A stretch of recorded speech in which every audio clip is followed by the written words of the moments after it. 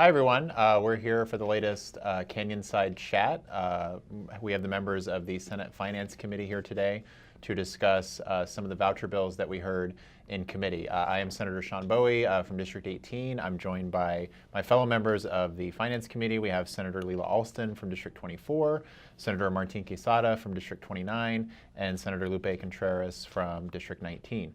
The two bills that we heard in committee yesterday, one was Senate Bill 1320, and the other was Senate Bill 1395. 1320 would remove oversight of the ESA program from the Department of Education to the State Treasurer's Office, and 1395 would constitute another expansion of the ESA program and also make some changes to the accountability measures that are currently in law for the ESA program. So I wanted to turn to my fellow Finance Committee members and talk a little bit about the bills themselves and why they're opposed to them and why they voted no. So we'll start to my right here with Senator Alston.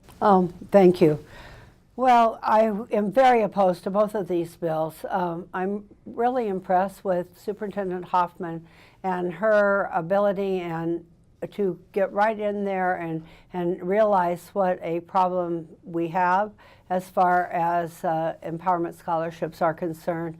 And she's formed a bipartisan, multifaceted committee to take a look at these issues of the lack of transparency in the program and the possible fraud and so forth. So it is really premature to even suggest that this function be moved to the Treasurer's Office, because the Treasurer does not have any expertise, staffing, or interest in taking on this task. As far as the vouchers are concerned, Democrats have always been opposed to vouchers of any sort. I think some of us over time have become accustomed to or even supportive of vouchers for special education students who have special needs that cannot be met in local school districts. And I think the local school districts support that as well. But as far as expansion of vouchers, I, as a retired public high school teacher and a long-term activist in the area of education, am absolutely opposed to the expansion of vouchers. I think really we need to cut it back rather than expand it. So those are my perspectives on these two bills. And it was a brutal meeting, but I'm glad that we were able to stick together and make our points. So thank you, Senator Bowie. Great. Senator Quesada? In my experience in this committee, I found it really interesting that they came up with a fascinating concept of what expansion is. And the chairman of the committee said, just because we're allowing more people to be eligible for this program doesn't necessarily mean it's an expansion. I thought that was pretty ridiculous myself. This is clearly an expansion of the voucher program. That's in direct contradiction to what the voters rejected in Prop 305. But this is an expansion in three very specific ways. Number one, it opens up the door for more kids to be eligible who live in neighborhoods of D or F graded schools. Before, only kids that were attending those D or F rated schools could be eligible for an ESA. Now it's everybody who lives in that neighborhood. Secondly, it lowers the age that kids that are entering kindergarten can be eligible for these ESAs. And then thirdly, it expands the age at the end of their educational career up to age 22 of how many kids could be eligible. That's an expansion in my book, and I don't know what Republicans think expansion truly means, but it's an expansion, let's be honest.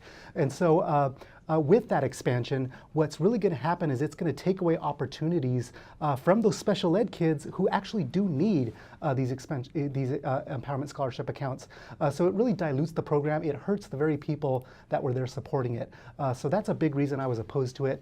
The other reason I was opposed to it was because I don't think that all the parties were at the table that needed to be at the table in order to craft this legislation. This was a Republican-only idea and plan. There was no Democrats at the table.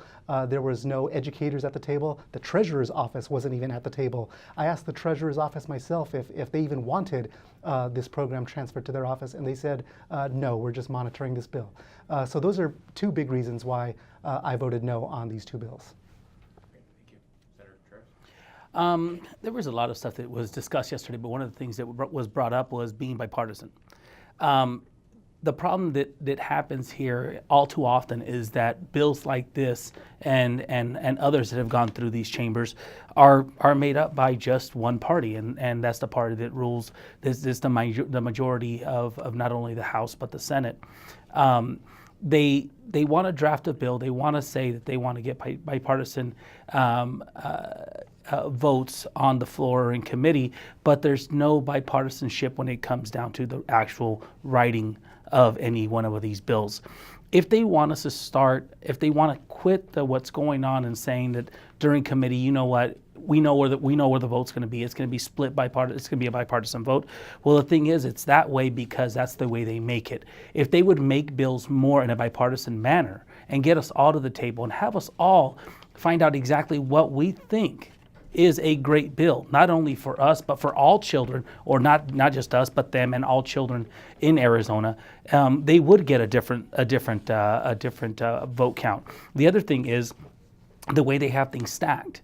If you go to our committee, there's 10 members, but out of those 10 members, 4 are Democrat and 6 are Republican.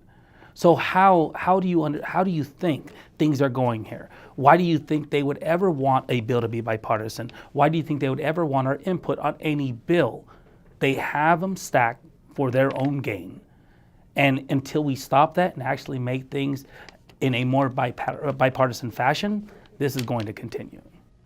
Thank you, Senator. And one thing I want to mention that I brought up in committee yesterday, if you remember 2 years ago from the initial voucher bill, Senate Bill 1431, that would have expanded the ESA program to all 1.1 million Arizona school children.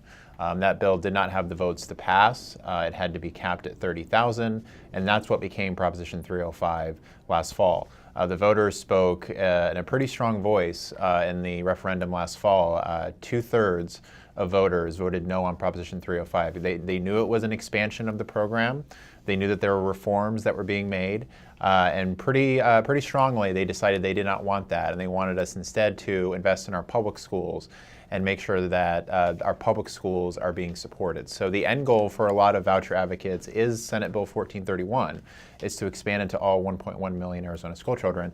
They don't have the votes for that, so now they're looking at smaller measures and looking to expand it to smaller groups and make smaller reforms, but the end goal, and something that we will always fight against, is a statewide expansion that would make all 1.1 million Arizona school children eligible for those vouchers. And remember, we're talking about public taxpayer dollars going to private and parochial schools with none of the accountability that's in place at district and charter schools. So I want to thank my fellow members here for joining me today. That's an update.